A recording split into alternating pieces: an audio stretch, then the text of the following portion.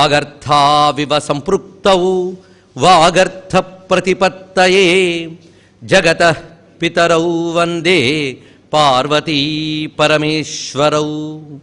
భజే శ్రీచక్రమధ్యస్థాం దక్షిణోత్తరయోః సదా శ్యామావార్తాళి సంసేవ్యాం భవానీం లలితాంబికాం. వాగర్థావివ సంపృక్తౌ వాగర్థ ప్రతిపత్తయే జగతః పితరౌ వందే పార్వతీ పరమేశ్వరౌ.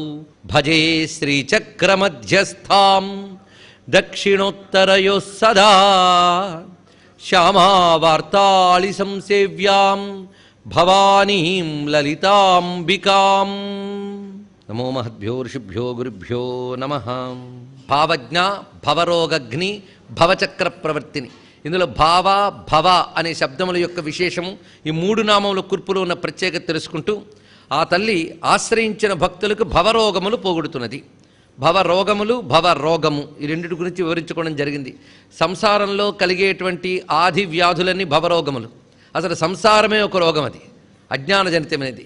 ఈ రెండిటిని పోగొట్టేటువంటి శక్తి కనుక అమ్మవారిని భవరోగగ్ని అని చెప్తూ భవచక్ర ప్రవర్తిని, సంసార చక్రాన్ని ప్రవర్తింపజేస్తున్నారు అని వివరించి తర్వాత నామాల్లోకి ప్రవేశిస్తున్నాం. ఛందస్సారా, శాస్త్రసారా, మంత్రసారా, తలోదరి 4 నామములు. ఈ 4 నామాల్లో ఉన్న అనుబంధం చూస్తే శ్రీ విద్య యొక్క స్వరూపం ఇక్కడ చెప్పబడుతున్నది. శ్రీ విద్యకి అమ్మవారికి భేదమేం లేదు. ఎప్పుడైనా మంత్రానికి దేవతకి భేదం ఉండదు. దేవతే మంత్రం. అందుకే అమ్మవారిపై భక్తి కలిగి ఉంటే అదే శ్రీ విద్యోపాసన. మంత్రం లేదని బాధపడనక్కర్లేదు. ఆ లలితా పరమేశ్వరుని ఆరాధిస్తే అది శ్రీ విద్యయే. శ్రీ విద్య ఉన్నవాళ్ళు అదే లలితా పరమేశ్వరుని భావన చేసుకోవాల్సింది. శ్రీ విద్య ఏమిటి? అది వేద విరుద్ధమైంది కాదు, వేదాల్లోంచి వచ్చినదే. ఇంకా గట్టిగా చెప్పాలంటే వేదముల సారము అని వివరిస్తున్నారు ఇక్కడ. అందుకు శ్రీ విద్య యొక్క స్వరూపాన్ని 3 నామాల్లో చూపిస్తున్నారు. ఛందస్సార, శాస్త్రసార, మంత్రసార. సారము అంటే లోకంలో మనకు తెలిసిన విషయం ఎసెన్స్, అది ప్రధానమైనది. అదే తాత్పర్యము, వేదముల యొక్క తాత్పర్యం. ఇన్ని మాటలు చెప్పినా ఎంతగా ఏమంటారండి అంటారు. అంత ఉపన్యాసం చెప్పి కూడా ఎంతగా ఏమంటారంటే అర్థం ఏంటి? మీ ఉద్దేశం ఏమిటి అని అర్థం అనమాట. మీ ఉద్దేశము, తాత్పర్యము, హృదయం. అందుకే వేదాలు ఎన్నున్నాయి? మామూలుగా లెక్క కట్టి చెప్తేనే 7 కోట్ల మంత్రం ఉంటాయి వేదములు. ఈ వేదాలన్నీ ఏం చెప్తున్నాయంటే ఒక్క మాటలో చెప్పండి అంటే అమ్మవారినే చెప్తున్నాయి వేదములు, మరొకటి కాదు. అందుకే సర్వే వేదాయత్పదమామనంతి అని ఉపనిషత్తు చెప్తున్నది. వేదములన్నీ ఏ పరమ పదాన్ని చెప్తున్నాయో ఆ పరమపదమే అమ్మవారు. అందుకే ఛందస్సార అనేది రెండింటికి అన్వయించవచ్చు, శ్రీ విద్యకి అమ్మకి కూడా. కనుక అమ్మవారంటే వేదము యొక్క సారస్వరూపిణి. అలాగే శ్రీ విద్య కూడా వేదముల యొక్క సారమైన విద్య. అందుకే పెద్దలు ఏం చెప్తారంటే వేదమునకు సారము గాయత్రి, ఆ గాయత్రికి సారము శ్రీ విద్య అని చెప్తారు. అందుకే గాయత్రి సారమే శ్రీ విద్య. పంచదశాక్షరి అని చెప్పబడుతున్న విద్య సాక్షాత్ గాయత్రి విద్యయే. అందుకు అది సార విద్య.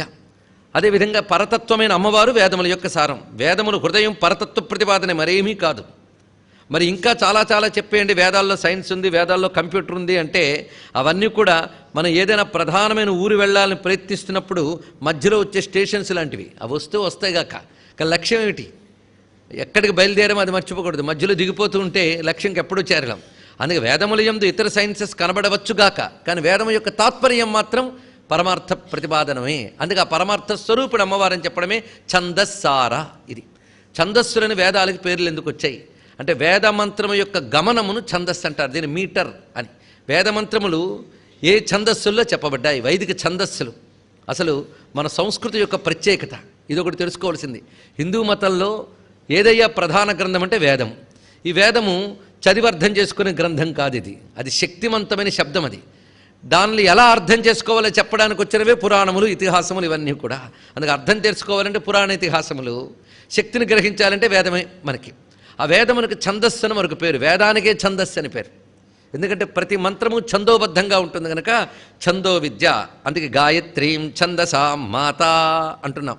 ఛందస్సులకు తల్లి అయినటువంటి గాయత్రి సారస్వరూపిణి. అందుకు వేద విద్యకు ఛందస్సు అని పేరు. ఆ ఛందస్సుల యొక్క సారం. తర్వాత శాస్త్రసార. ఈ చెప్పడంలో విశేషం ఏంటంటే శాస్త్రం అనగా ఒకటే శాస్త్రం, వేదం ఒక్కటే శాస్త్రం.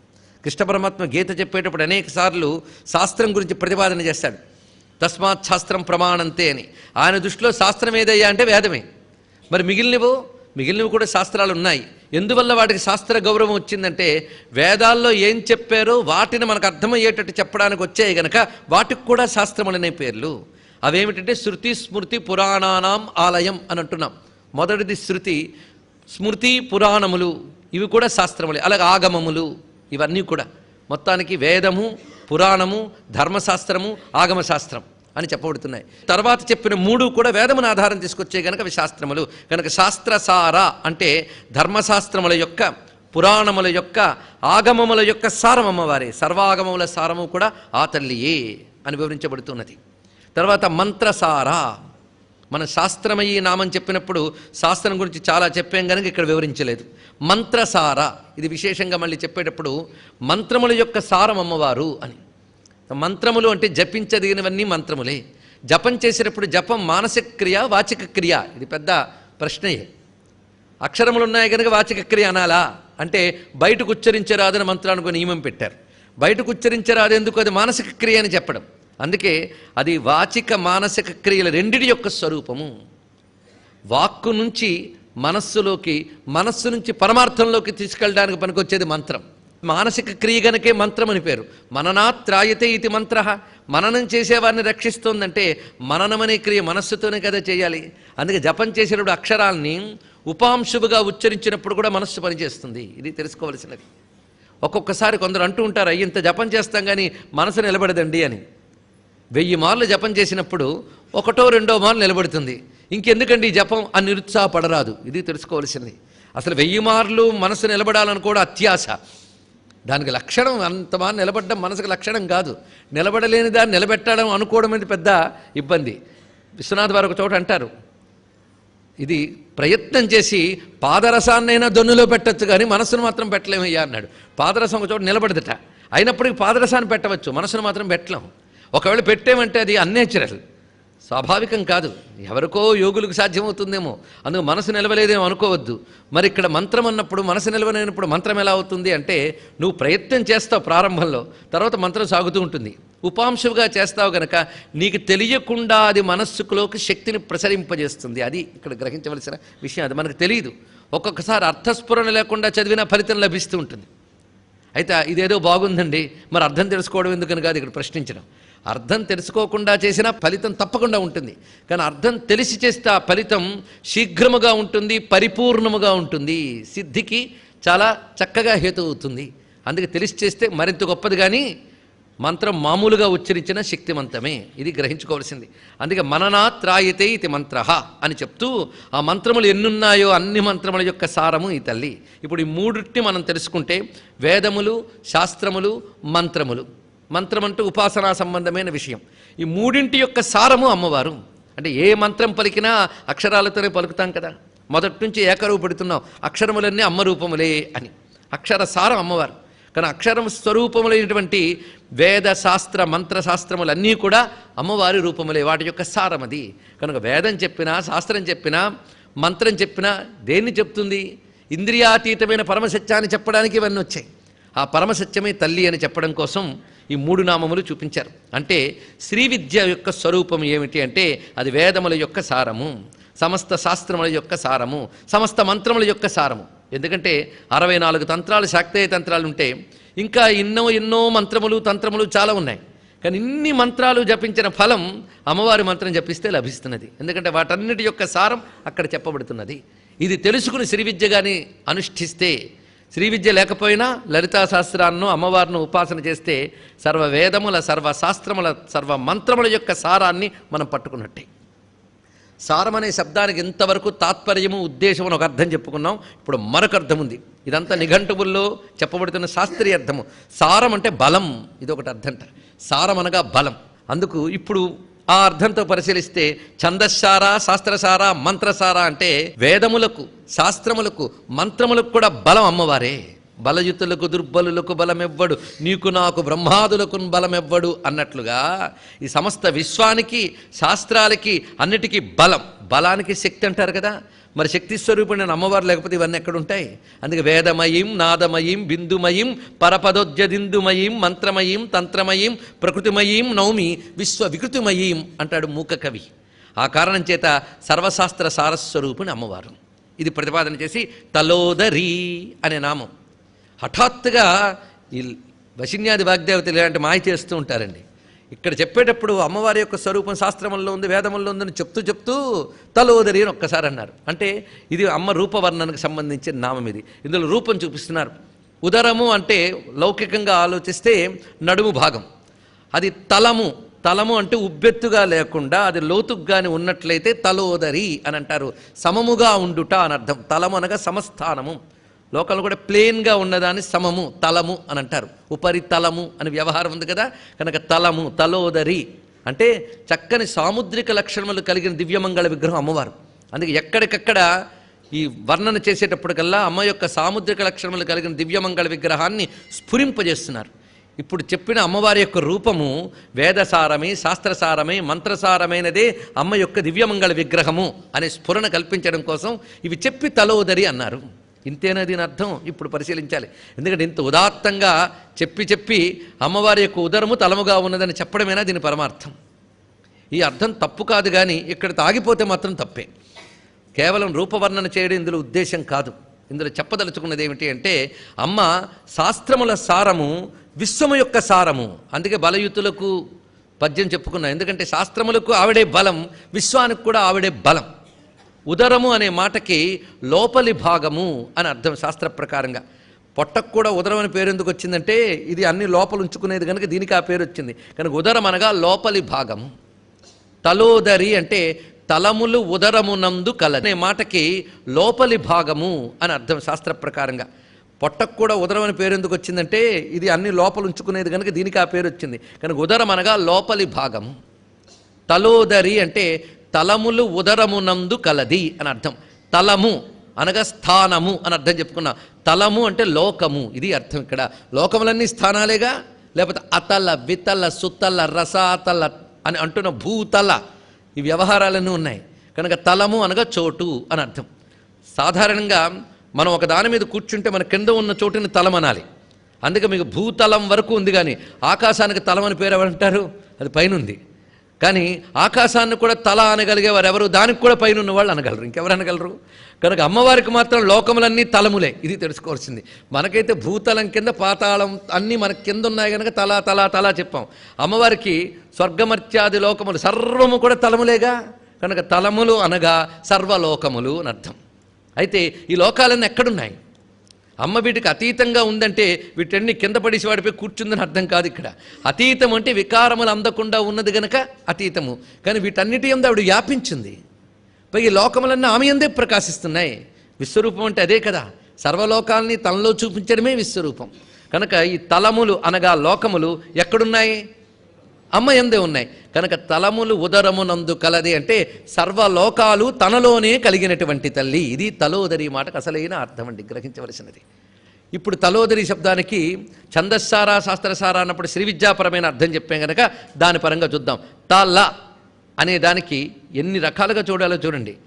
ఇది కటపయాది సంఖ్యాశాస్త్ర ప్రకారంగా చూస్తే త ల. ఇందులో తా అనేది 6 సంఖ్యని, లా అనేది 3 సంఖ్యని తెలియజేస్తుంది. త ల కలిపితే ఎన్ని అయ్యాయి? 9. తల ఉదరి అంటే 9 తనలోనే కలిగినది. 9 అంటే నవ ఆవరణలు తనలో కలిగినటువంటి శ్రీచక్ర స్వరూపిణి. ఇది దీని యొక్క అర్థం. మూడవది ఇలా తలోదరి అన్నప్పుడు 3 రకాల అర్థాలు మనం చెప్పుకుంటున్నాం. దివ్యమంగళ విగ్రహంగా తలోదరి సాముద్రిక లక్షణం. రెండవది సర్వలోకములు తనలోనే కలిగినది. 3 నవావరణలు తనలోనే కలిగినటువంటి శ్రీచక్ర స్వరూపిణి. అప్పుడు మనకి ఛందస్సారా శాస్త్రసారా మంత్రసారా తలోదరి ఇంకా స్పష్టంగా కనబడుతున్నది. ఉదారకీర్తి ఉద్దామ వైభవ వర్ణరూపిణి. ఇక్కడ చూపిస్తున్నది అమ్మ యొక్క ప్రభావ వర్ణన చూపిస్తున్నారు. ఇది కూడా ఒక విధంగా శ్రీ విద్య యొక్క స్వరూపంగానే భావించవచ్చు. శ్రీ విద్య అనగా అమ్మ, ఆవిడకు ఉదార కీర్తి ఉందండి. ఉదారము అంటే దాపరికం లేకుండా ఉండేది అని అర్థం. అమ్మవారి దాచుకునే వ్యక్తి కాదు. సాధారణంగా మనం అనుకుంటూ ఉంటాం వాడు ఉదారంగా దానం చేశాడండి. ఉదారంగా అంటే దాపరికం లేకుండా ఎక్కువగా విరాళం ఇస్తే వాడిని ఉదారముగా విరాళములు ఇచ్చను అంటారు. మరి ఇక్కడ ఉదారము అంటే అర్థం ఏంటి? అమ్మవారు ఆ విధంగా ఉదారమైన కీర్తి కలిగింది అంటే ఆ కీర్తి ఏదో పరిమితంగా లేదు, అపరిమితమైన కీర్తి కలిగినది, మహత్తరమైన కీర్తి కలిగింది. ఉత్ అనే శబ్దానికి ఉత్కృష్టము, గొప్పది అని అర్థం. కనుక ఉదార కీర్తి అనేటప్పుడు ఇక్కడ గొప్పదై విస్తరించిన. అరశబ్దానికి విస్తారము అని అర్థంట. అందుకు గొప్పదిగా విస్తరించిన కీర్తి కలిగినది. ఇది వేదంలో యస్య నామ మహద్యశః అని చెప్పబడుతుంది. పరమాత్మ కీర్తి అంతా వ్యాపించింది. సృష్టిలో అందరూ ఎవరిని కీర్తిస్తున్నారా అంటే అమ్మవారిని కీర్తిస్తున్నారట. ఎందుకంటే కీర్తి ఎవరికి దక్కుతుంది? ఎక్కడ గొప్పతనం ఉంటే అక్కడే కీర్తి ఉంటుంది. అసలు గొప్పతనమే అమ్మ రూపమైనప్పుడు ఏ గొప్పతనాన్ని కీర్తిస్తున్నా అమ్మవారిని కీర్తించినట్లేగా.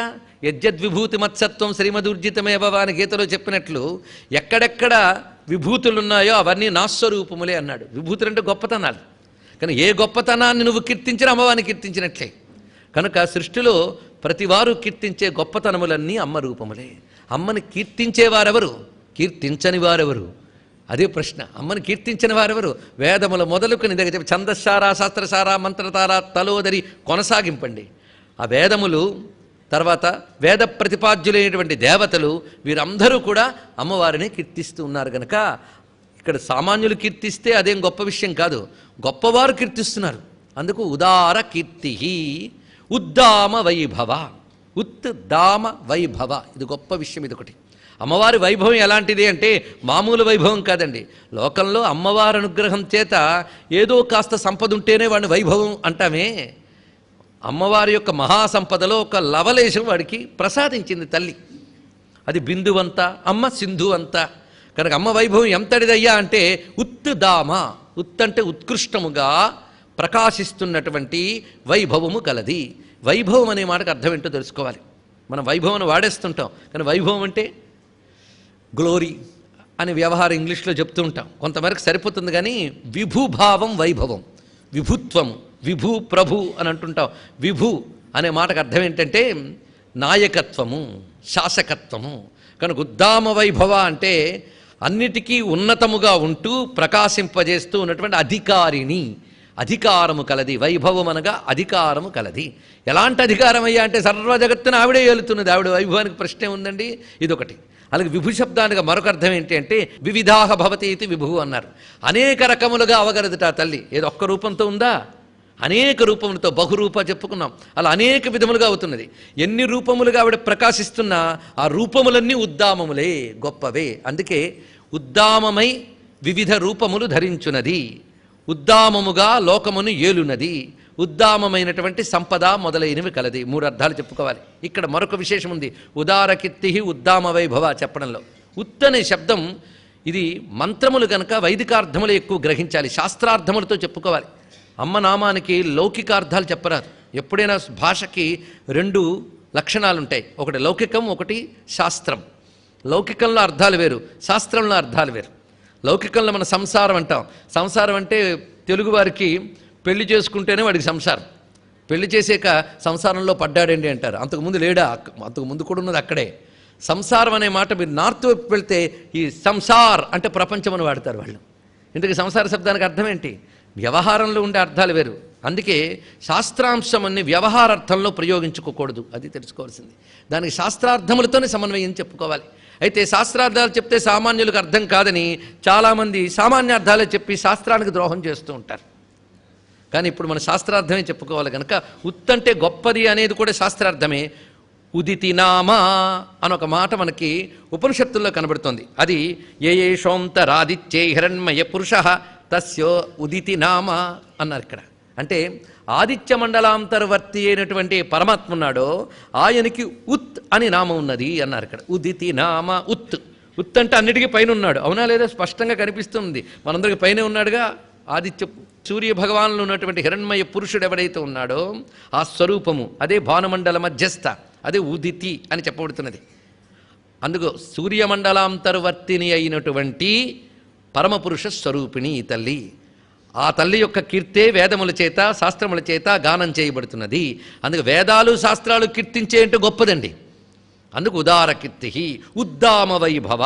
ఆ ఉద్రూపముతో తన యొక్క ప్రకాశాన్ని వ్యాపింపజేస్తున్న సూర్యమండలాంతర్వర్తిని. కనుకనే ఆ సూర్యకాంతి నుంచి అనేక వర్ణములు మనకు లభిస్తూ ఉన్నాయి. చినోతి అనేక వర్ణా ఇది చిత్రం అని చిత్రం దేవానాముదగాదనీకం అని మంత్రం చెప్పేటప్పుడు స్వామి యొక్క కాంతి నుంచే రకరకాల వర్ణములు వచ్చాయి అన్నారు.